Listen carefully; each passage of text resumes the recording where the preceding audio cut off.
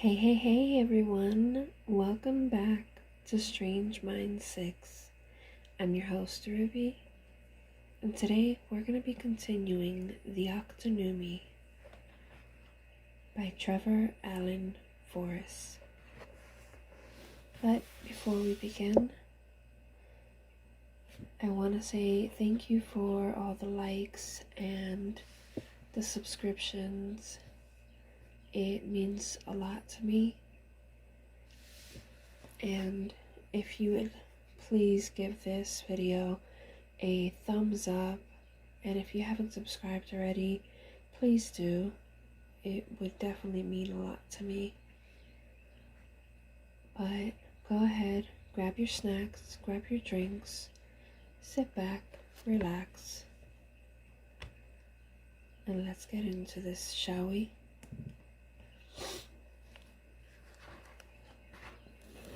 Whoa! The noise is extraordinary by any standards, but compared to the normally serene room or peaceful, didn't begin to describe the tranquility practically oozing from the walls.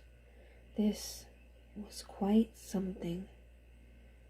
Trying to make sense of the chaos before them, Trad glances at the plaque to his left and back again as the team frantically shout information across the room, pulling up images, discarding them, replacing them, throwing up more, seemingly oblivious to their presence as groups stare at live footage being played out around them. Considering their purpose, this was fairly worrying. Excuse me. As the main communication hub, Telgithin was the Octunnumi central point of contact for its operatives. From here, all those connected to the Octunnumi could converse, exchange information, and be confident that their safety was being overseen and assured. Entering Telgithman would normally be the most relaxing experience you were ever likely to have while awake.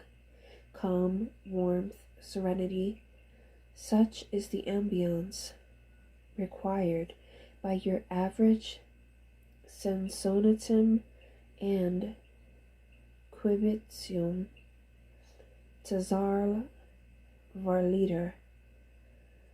Areas of squishy, low-level seating, floor cushions, beanbags, and soft ottomans are arranged throughout the various levels.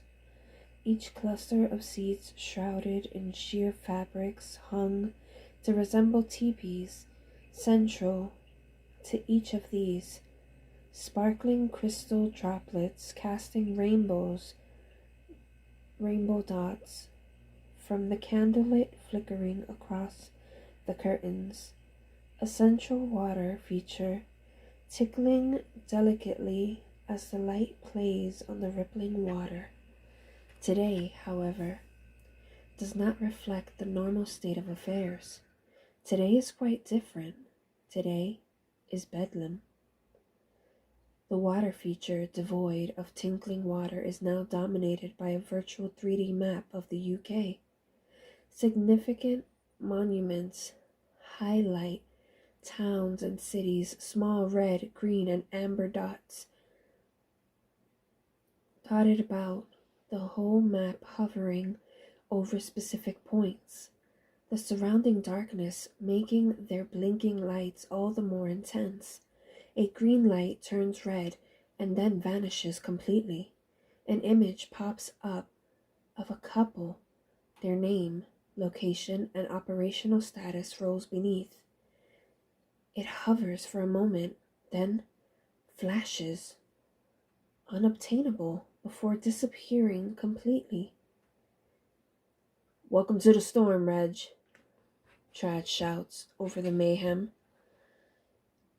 Come on, people tell me, what's happening?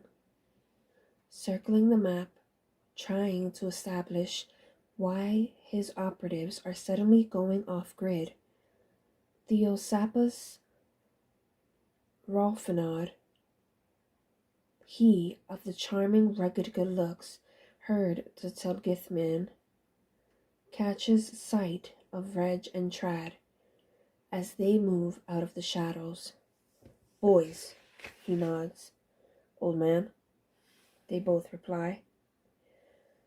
Although currently just 20 years their senior, Theos was one of the oldest Tyrellians at the Octunnumi, a fact his sons were fond of pointing out, regardless of his regen status. Sir, another green is down, sir.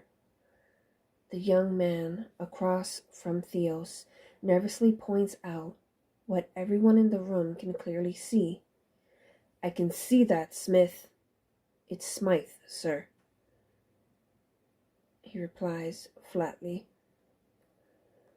A recent Tyrellian recruit at 17, unusual, but then so were his skills.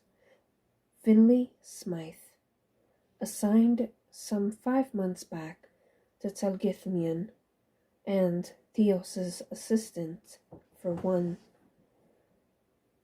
had hoped that his boss would have by now committed the correct pronunciation of his name.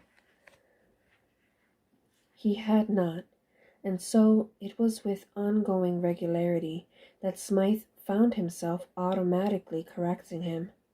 Acknowledging the boys with a nod of his head, Smythe continues to tap orbs, checking the status of various field ops currently unaccounted for. As their information pops up over the table, several more amber lights flicker to red. Problems? Reg asks his father. You could say that, Theos replies, before addressing the room. Please, someone, tell me there's a fault and that we are not losing contact with our people. It's not a fault, a voice from the shadows confirms. Our trackers are being blocked, sir. This is not a fluke. So is anyone getting anything? Theos scans the darkness, aware that his mediums are working in the background. Elisfe. We have managed to alert some members of the possible threat, Elisfe replies as she emerges from the shadows. Enjoying another round of late 60s? Elisfe Gretchen Crisset, Theos's second in command, approaches, carrying with her an aura of calm amongst the chaos. Viewing several ops details simultaneously as she assigns instructions to others in the room, maneuvers field ops to safe houses and alternative instruments, all without making a sound and still managing to communicate with those at the table. It is easy to see why Theos relies so heavily on her input. Although clearly wearing the Alliance uniform, Elisfe had managed somehow to soften the whole look, generating a definite Mother Earth vibe. Her usually untamed mane of gray and turquoise hair pulled back into a loose bun. They have shut down transmissions, she continues, indicating a smattering of amber circles across the map. We can only assume they are in a safe zone. You mean another layer? Possibly. Can we check? Not with this, she answers, gesturing the map. Right. Dad? What? He snaps.